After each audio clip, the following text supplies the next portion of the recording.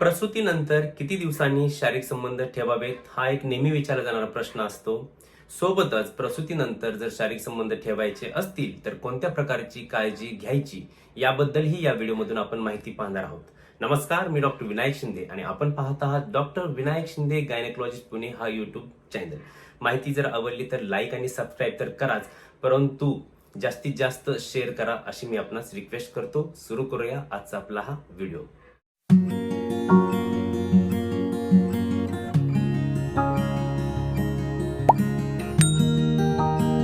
Delivery ही दोन प्रकारे होते.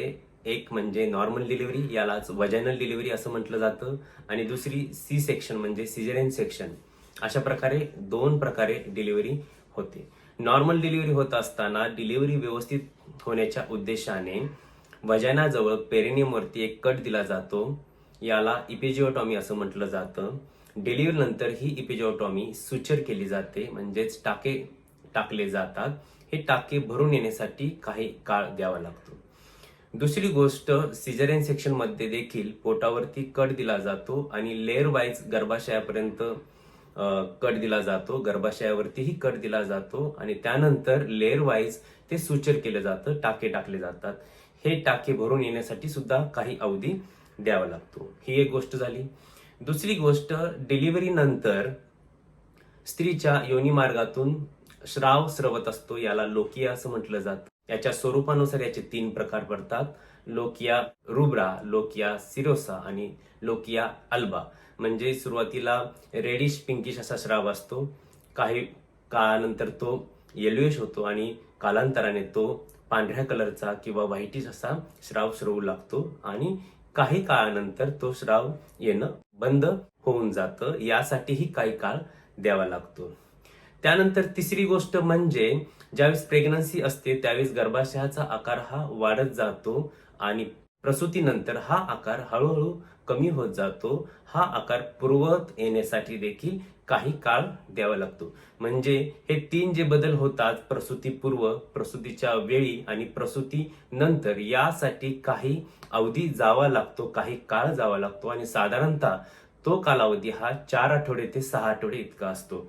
म्हणून तुम्ही जो प्रश्न विचारत आहात की डिलिव्हरी नंतर किती दिवसानंतर शारीरिक संबंध ठेवावे, तर याचं योग्य उत्तर असं राहील की कमीत कमी 1.5 महिन्यानंतर शारीरिक संबंध ठेवावे.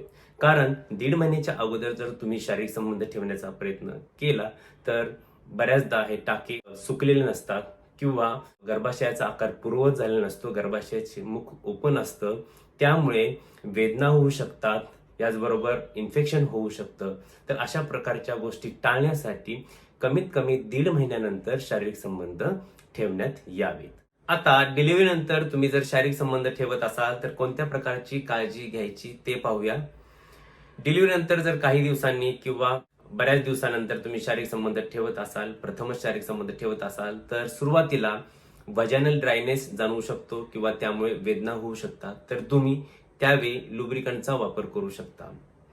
दुसरी गोष्ट म्हणजे डिलिव्हरी नंतर तुमच्या आयुष्यामध्ये एक बाळ येतं, स्त्रीचं संपूर्ण आयुष्य बदलून जातं. बाळाच्या वेळापत्रकानुसार स्त्रीचं वेळापत्रक तयार होतं. म्हणजे जेव्हा बाळ झोपतं त्यावेळेस स्त्री विश्रांती घेते, ज्यावेळेस बाळ जागं असतं तेव्हा संपूर्णपणे बाळामध्ये ती स्त्री व्यग्र असते. अशा वेळी तिच्या पार्टनरने तिला समजावून घेतलं पाहिजे. शारीरिक किंवा मानसिक काही तिला त्रास होतोय का, या मनमोकळेपणाने एकमेकाशी तुम्ही गप्पा केल्या पाहिजेत. याचबरोबर तुमच्या आयुष्यात तुम्ही फोर प्लेचा वापर केला पाहिजे किंवा फोर प्लेचं टायमिंग वाढवलं पाहिजे, जेणेकरून तुमचं फिजिकल आणि इमोशनल बॉन्डिंग जास्तीत जास्त घट्ट होईल. तिसरी गोष्ट म्हणजे बऱ्याचदा एक भ्रम असतो किंवा एक समज असते की तुम्ही डिलिव्हरी नंतर काही दिवस शारीरिक संबंध ठेवले तरी देखील प्रेग्नन्सी राहत नाही. असं बिलकुल नाही. याचं उत्तर असं की ज्या महिला स्तनपान व्यवस्थित करतात, म्हणजे दिवसातून 8 पेक्षा अधिक वेळा, कमीत कमी 10 ते 12 वेळा फ्रिक्वेन्सी असते स्तनपानाची, म्हणजे स्तनपान व्यवस्थित होतं, म्हणजे ज्यांच्या बाळांना वरच्या दुधाची आवश्यकता लागत नाही, अशा महिलांमध्ये कदाचित ओव्ह्युलेशन उशिरा होतं, त्यामुळे नॅचरली कॉन्ट्रासेप्शन राहतं, त्यांना कदाचित प्रेग्नन्सी राहू शकत नाही. परंतु ज्या महिला स्तनपान कमी प्रमाणात करतात त्यांची फ्रिक्वेन्सी दिवसातली कमी असते आणि त्यांच्या बाळाला वरच्या दुधाची आवश्यकता लागते, अशा महिलांमध्ये ओव्ह्युलेशन लवकर होण्याची शक्यता असते. त्यामुळे जर ओव्ह्युलेशन लवकर झालं तर त्यांना प्रेग्नन्सी राहू शकते. या ठिकाणी एक गोष्ट आपण लक्षात घेण्यासारखी आहे की ओव्ह्युलेशन होणं आणि मासिक पाळी न येणे या दोन्ही गोष्टी वेगवेगळ्या आहेत. जरी त्या फिजिओलॉजिकल असतील तरी ह्या दोन्ही गोष्टी वेगळ्या आहेत. अशी काही उदाहरणं आहेत किंवा अशा काही गोष्टी घडल्या आहेत की ज्यांना मासिक पाळी न येताच प्रेग्नन्सी राहिलेली आहे. म्हणजे अशा केसेसमध्ये मासिक पाळी येत नाही, ओव्ह्युलेशन झालेलं असतं आणि या ओव्ह्युलेशनच्या काळातच शारीरिक संबंध आलेले असतात आणि त्यामुळे त्यांना प्रेग्नन्सी राहिलेली असते. त्यामुळे हा भ्रम तुमच्या मनातून काढून टाका की डिलिव्हरी नंतर काही दिवस शारीरिक संबंध ठेवले तरी देखील प्रेग्नन्सी राहत नाही.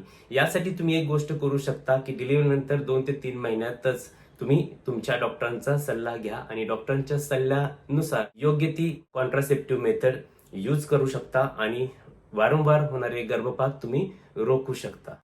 तर आजच्या व्हिडिओमधून आपण प्रसूतीनंतर किती दिवसानंतर शारीरिक संबंध ठेवावेत ही माहिती पाहिली. सोबतच शारीरिक संबंध ठेवत असताना योग्य ती कोणती काळजी घ्यायची हेही आपण पाहिलं. हा व्हिडिओ जर आपल्याला आवडला असेल तर व्हिडिओला लाईक आणि सबस्क्राईब तर कराच, परंतु व्हिडिओच्या सुरुवातीला जसं मी सांगितलं की ही माहिती जास्तीत जास्त शेअर करा, कारण शेअरिंग हेच खरं केअरिंग असतं.